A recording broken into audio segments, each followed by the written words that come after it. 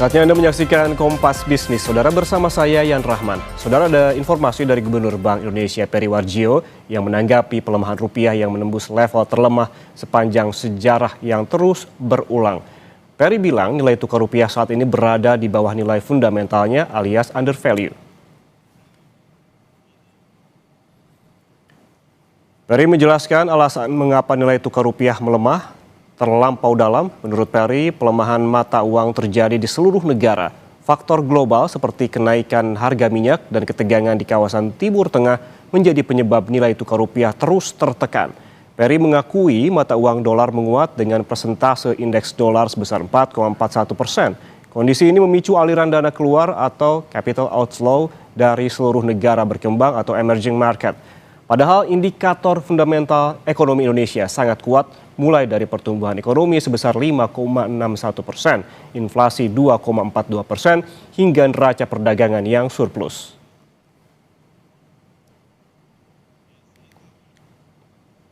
Secara fundamental rupiah itu kan under value. Ukuran fundamental rupiah itu apa sih? Pertumbuhan ekonomi, Pak Menteri tadi menyampaikan 5,61, Pak Menteri ya, salah satu yang tertinggi di G20. Inflasinya rendah 2,42%. Terus neraca perdagangan tadi saya bilang surplus. Cadangan devisa juga kita tinggi. Bu Ketua OJK, kredit juga tumbuh tinggi. Jadi secara indikator itu fundamental ekonomi kita tuh kuat. Nah, pertanyaannya, loh Pak, kok ada pelemahan rupiah? Seluruh mata uang dunia itu melemah. Data dari Gisdor Bank Indonesia, Saudara, ini terpantau rupiah menguat tipis pada perdagangan Kamis kemarin ke level 17.324 per dolar Amerika Serikat pada penutupan perdagangan. Angka ini adalah yang terkuat selama sepekan terakhir, di mana pergerakan rupiah masih berada di level 17.400-an pada 30 April dan 4 Mei. Pada 5 dan 6 Mei menguat ke level 17.300-an, ini masing-masing di 17.368 dan 17.378 per dolar Amerika Serikat.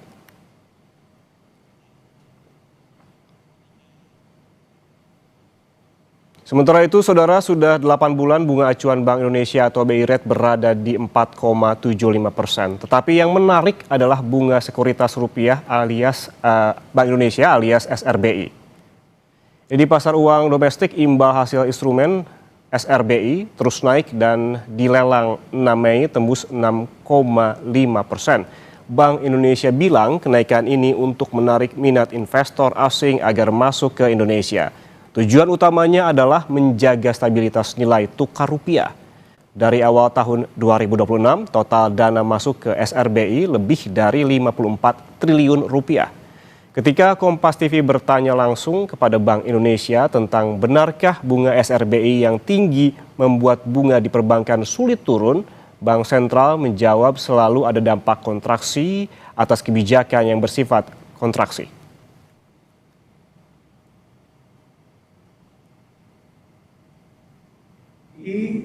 Suku bunga SRBI ditingkatkan untuk menarik inflows dari investor asing. Jadi memang fungsi dari SRBI itu ada 3. Pertama sebagai instrumen moneter untuk kita mengendalikan likuiditas. Yang kedua terkait dengan upaya untuk menarik inflows. Dan yang ketiga adalah sebagai bagian dari untuk instrumen untuk memperdalam pasar keuangan. Sehingga instrumen itu yang kita gunakan untuk pada saat ini untuk menarik inflows dari si SRBI. Jadi SRBI ini memang instrumen kontraksi sehingga ada dampak kontraksinya gitu. Tapi di sisi lain Bank Indonesia juga melakukan ekspansi moneter. Bentuknya apa? Yang pertama tadi saya sampaikan ada KLM. Ya, Saudara, hasil lelang sekuritas rupiah Bank Indonesia atau SRBI terakhir tanggal transaksinya adalah 6 Mei 2026. Ini masing-masing tenor 6 bulan dengan yield 6,1%, tenor 9 bulan dengan bunga 6,2%, dan tenor 12 bulan dengan yield 6,5%. Sementara total yang dimenangkan sebesar 2,46 triliun rupiah.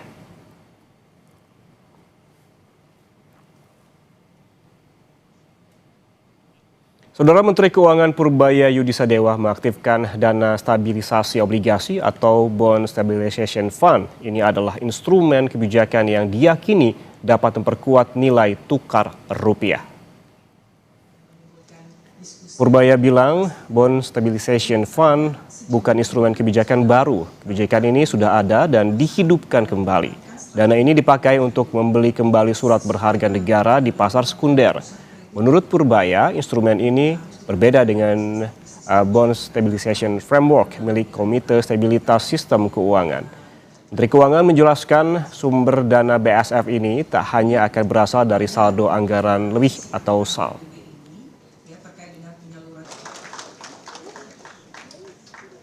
Dasarnya saya hanya ingin lihat aja supaya bondnya marketnya relatif stabil, jangan gampang digoyang oleh investor asing, itu aja.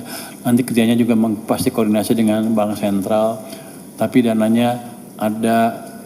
Kalau fund betulan kan desain lamanya itu ada beberapa lembaga yang terlibat, antara lain keuangan dan seluruh SMV yang di bawah keuangan itu bisa ikut membantu ketika kita melakukan stabilisasi harga bond. Itu utama, jadi bukan SAL saja. Dan kalau lihat volumenya yang keluar selama ini kelihatannya nggak besar-besar amat, harusnya sih dana kita cukup. Urgensinya cuma itu, menjaga harga bond kita supaya stabil, supaya tidak menimbulkan kegaduhan di pasar modal kita.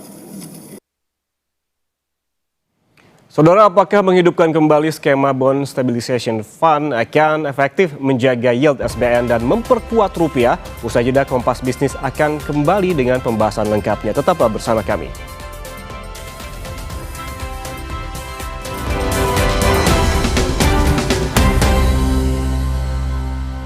Terima kasih Anda masih bersama kami di Kompas Bisnis, Saudara. Menteri Keuangan Purbaya Yudisadewa akan menghidupkan kembali skema Bond Stabilization Fund atau BSF. Langkah ini untuk menjaga bunga SBN dan memperkuat rupiah. Seberapa efektif dan seperti apa skema ini akan berjalan? Kita langsung tanya kepada ekonom senior Lembaga Pengembangan Perbankan Indonesia, Rian Kirianto. Selamat pagi, Pak Rian. Selamat pagi, Mas Ian. Pak Rian, ini pertanyaan sebetulnya cukup mendasar yang perlu dijelaskan begitu. Karena ada yang membingungkan. Kementerian Keuangan ingin berperan menstabilkan rupiah, padahal tugas utamanya pertumbuhan ekonomi. Sedangkan Bank Indonesia yang bertugas menstabilkan rupiah dibebani pertumbuhan ekonomi. Kenapa seakan jadi kebalik-balik begini ya Pak? Kalau keduanya mau jaga rupiah, siapa yang bertugas mengenjot pertumbuhan seharusnya? Oke, ini pertanyaan fundamental yang memang sangat konstruktif ya. Pertama, rencana Pak Menteri Keuangan kita untuk menyediakan dana stabilisasi obligasi atau BSM itu memang sudah ada anggarannya atau dananya ya. Mungkin beliau baru ternyata beliau bisa melakukan apa yang seperti yang dilakukan Bank Indonesia sebagai bank sentral selama ini, yaitu Kemenkyu ya sebagai pemegang otoritas fiskal itu punya semacam tanda petik amunisi untuk membantu menstabilkan nilai tukar rupiah. Makanya di berbagai forum saya selalu mengatakan, Mas Ian, untuk menguatkan dan menstabilisasikan nilai tukar rupiah terhadap US dollar pada utamanya, itu tidak hanya menjadi semacam tupoksinya Bank Indonesia saja. Memang betul BI punya semacam single target, yaitu menstabilisasi aspek moneter, yaitu dari satu stabilisasi nilai tukar rupiah, kemudian kedua pengendalian inflasi. Tetapi menurut saya itu nggak cukup. Makanya harus ada otoritas lain yang ikut berkontribusi. Makanya diksi yang disampaikan Pak Menteri, beliau mengatakan kalau nggak keliru, Kementerian Keuangan juga akan membantu ya berkontribusi dalam kerangka menstabilkan nilai tukar rupiah dan juga untuk tadi menekan yield ya dari surat berharga negara. Nah, apa artinya? Artinya apa seperti yang dilakukan oleh Bank Indonesia yang sewaktu-waktu dalam kerangka stabilisasi nilai tukar rupiah, lalu BI bisa melakukan namanya OM, operasi moneter ya. Itu juga bisa dilakukan oleh Kementerian Keuangan karena Kementerian Keuangan juga punya nggak tahu dari SAL atau dari apa itu Special Mission Vehicle SMV ya, itu bisa dilakukan. Tentu yang penting, nah ini Mas Yan, saya jawab pertanyaan dengan yang penting itu semua itu dalam kerangka frameworknya KSSK.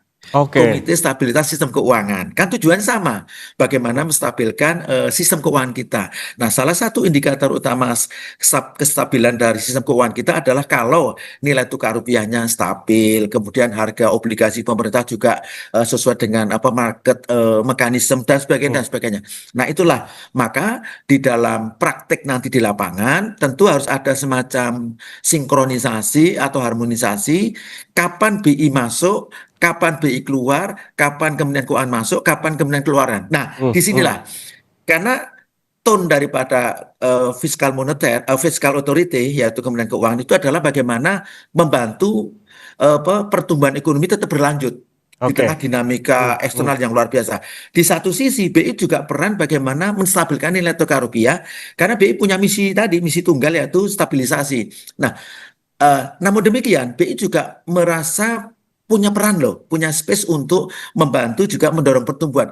Makanya Mas Yan, mohon maaf, BI itu punya semacam apa ya namanya, maaf, bauran kebijakan, ya. Bauran kebijakan apa? Satu untuk mendorong pertumbuhan ekonomi yang kita kenal dengan istilah pro-growth policy, itu BI menggunakan jalur atau kanal macroprudential policy. Diperkuat dengan payment system policy. Itu clear ya.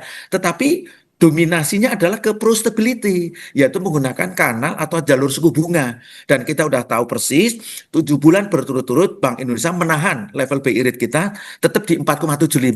Nah, itulah salah satu effort BI untuk menstabilkan nilai tukar rupiah.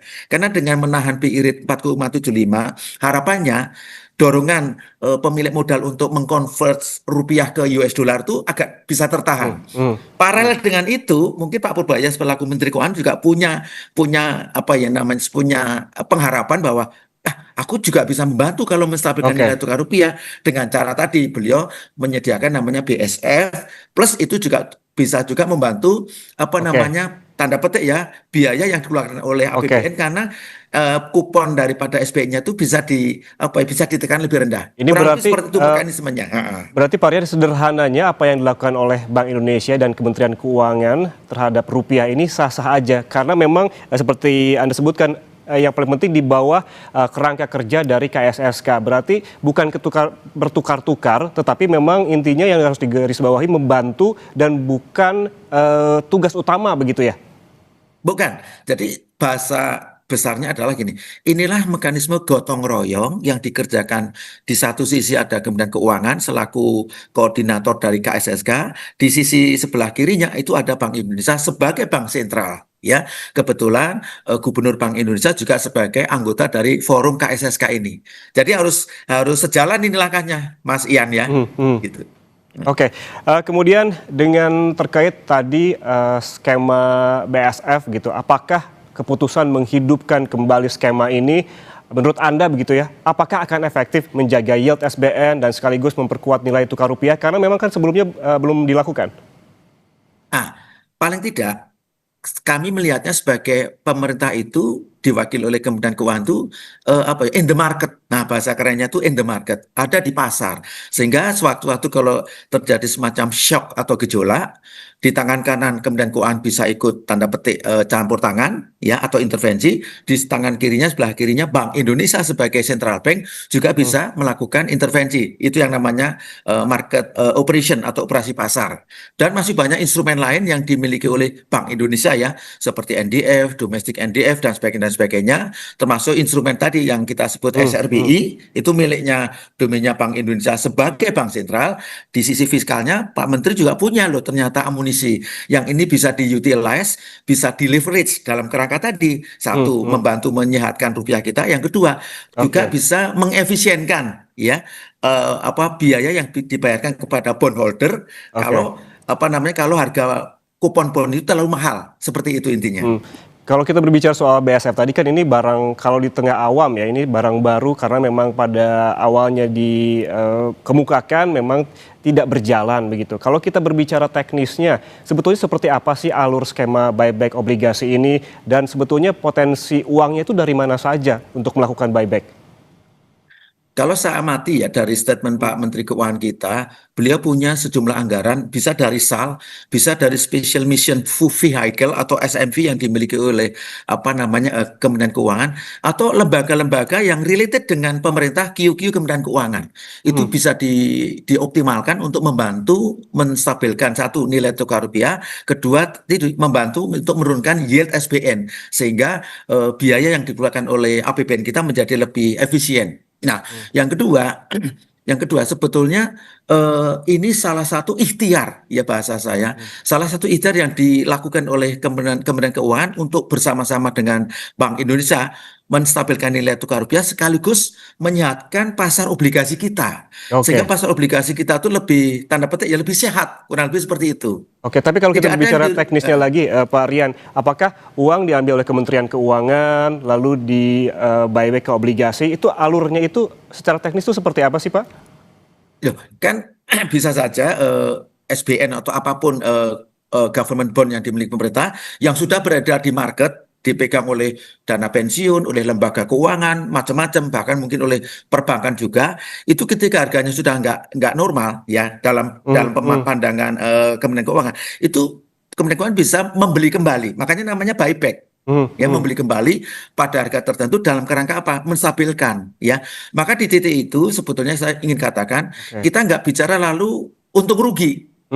Ya, karena Kementerian Keuangan bersama Bank Indonesia itu didesain sebagai stabilisator, tidak dalam konteks seperti korporasi harus cuan loh, harus profit, nggak seperti itu. Fungsi Oke. utamanya adalah sebagai stabilisator. Nah itu harus pemahaman seperti ini harus di-buy-in, bisa diterima sehingga tidak ada noise, tidak ada kerancuan. Itu Mas Ian. Kalau kita berbicara soal koordinasi lagi, Pak Rian, kan sebelumnya Pak Purbaya bilang akan berkoordinasi dengan Bank Indonesia. Sebetulnya koordinasi seperti apa yang perlu dilakukan antara Kementerian Keuangan dengan Bank Indonesia terkait menghidupkan kembali dana stabilisasi obligasi ini? Bukankah kalau kita merunut kembali selama ini BI sudah beli SBN di pasar sekunder? Ya itu betul, tetapi kan mungkin mohon maaf, ini karena kedalaman pasar keuangan kita itu masih dangkal, ya nggak begitu. Artinya gini, instrumen keuangan yang beredar di financial market kita itu sangat limited atau terbatas. Maka mainannya itu ya government bond, SRBI, dulu ada SBI dan sebagainya. Jadi variannya itu kurang banyak atau derivasinya kurang banyak, Mas Ian. Sehingga karena begitu tipis atau dangkalnya pasar keuangan kita, orang taunya, mohon maaf, kalau mau cari cuan, ya udah beli dolar saja. Nah itu kan nggak baik. Makanya harus dibanyakin satu variasi instrumennya, kemudian pemainnya, ya pemainnya itu diperbanyak. Nah dalam kerangka ini kan sebenarnya Kementerian Keuangan itu ikut menjadi pemain itu. Karena dia bisa melakukan tadi buyback. Kalau bahasa lainnya itu repo agreement gitu. Itu tidak apa-apa. Instrumennya makin banyak, kemudian pemainnya juga makin banyak sehingga cuman dalam konteks ini Bank Indonesia ada bersama Kementerian Keuangan itu status playernya pemain itu hanya sebagai tanda petik ya kembali stabilisator ya. Tidak lalu motifnya itu harus profit. Itu harus dipahami dulu. Karena nanti repot kalau lalu frame-nya adalah kalau pas harga jatuh, kenapa beli? Kan rugi. Jangan seperti itu. Tupoksi utama dari otoritas fiskal dan otoritas moneter adalah stabilisator. Oke, Nah itu berarti yang dipahami Mas Ian. sekali lagi yang harus digarisbawahi bahwa langkah ini adalah utamanya terkait dengan stabilisasi. Jadi jangan dulu kita ngomongin soal cuan begitu ya Pak Rian. Tapi kalau kita ngomongin SBN, tidak terlepas juga di satu sisi lainnya di BI ini punya instrumen lain yang bernama SRBI dan bisa menampung outflow dari SBN. Bunganya juga jauh di atas BI rate. Kalau bunga seperti ini posisinya menampung atau justru pesaing dari SBN, Pak Rian? Disinilah sebetulnya saya menggunakan istilah complementary. Ya, komplementer itu begini. Kalau saya sebagai lembaga keuangan pemilik dana, saya ingin mengoptimalkan atau meleverage dana saya. Saya punya beberapa varian. Saya bisa masuk ke SRBI, sebaliknya saya bisa juga ke government bond. Tergantung diversifikasi portofolio yang saya miliki. Nah ini kembali kita masuk area ini Mas, mohon maaf ini agak teknis, risk appetite saya. Kalau saya cenderung saya mau main aman, ya udah saya main SBN misalnya, mungkin dengan kupon yang katakanlah 6,25% misalnya, dibanding SRBI misalnya ya kurang lebih 6%. Jadi kembali final decision ada di pemilik dana atau di para bondholder. Itu yang harus dipahami. Nah, kedua, tadi kita singgung KSK, tentu harus ada semacam bahasa saya timeline ya. Timeline itu kapan BI itu beraksi, kemudian kapan Kementerian Keuangan beraksi.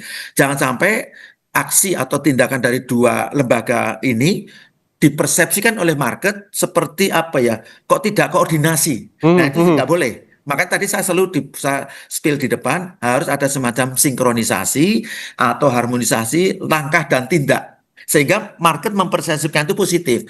Tujuannya kan itu sebetulnya, Mas Ian.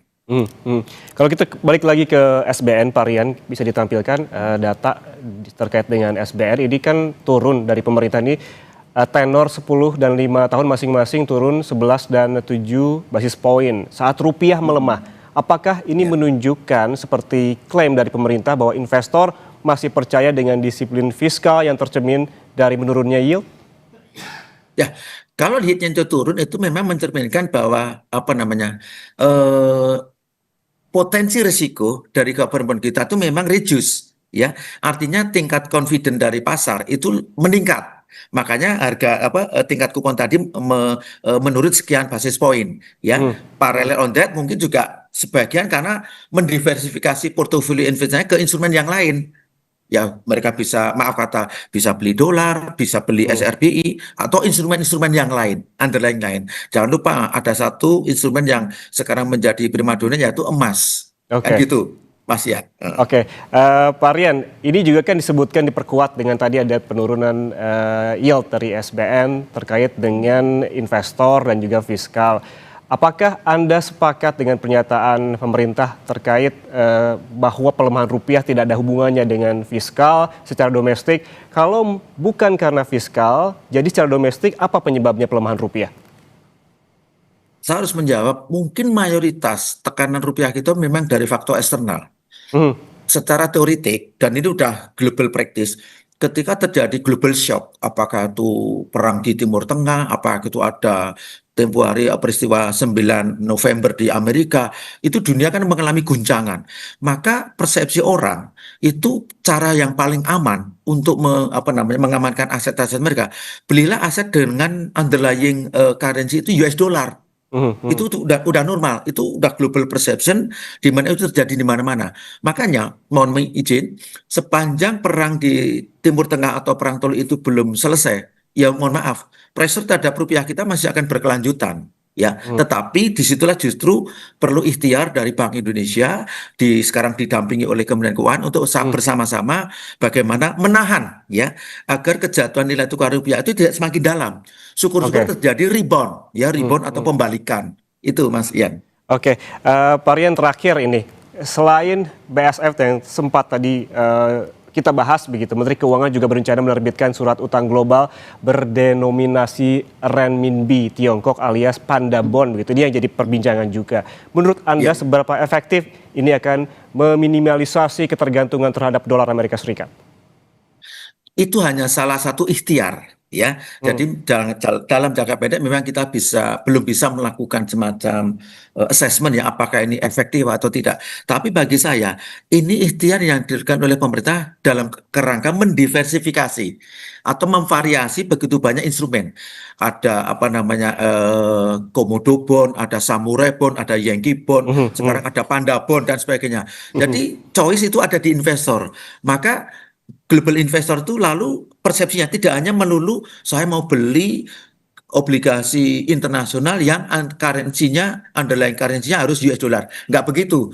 Maka di spread itu disebar ya atau di spreading, ada yang dalam bentuk underlying-nya itu renminbi atau yuan, satu lagi mungkin ada di yen, ada lagi mungkin pakai US dollar, mungkin ada pakai yang euro, mungkin ada pound sterling, macam keragamannya. Kita bicara dalam perspektif global investor, Mas Yan. Jadi itu pilihan yang saya kira patut kita apresiasi.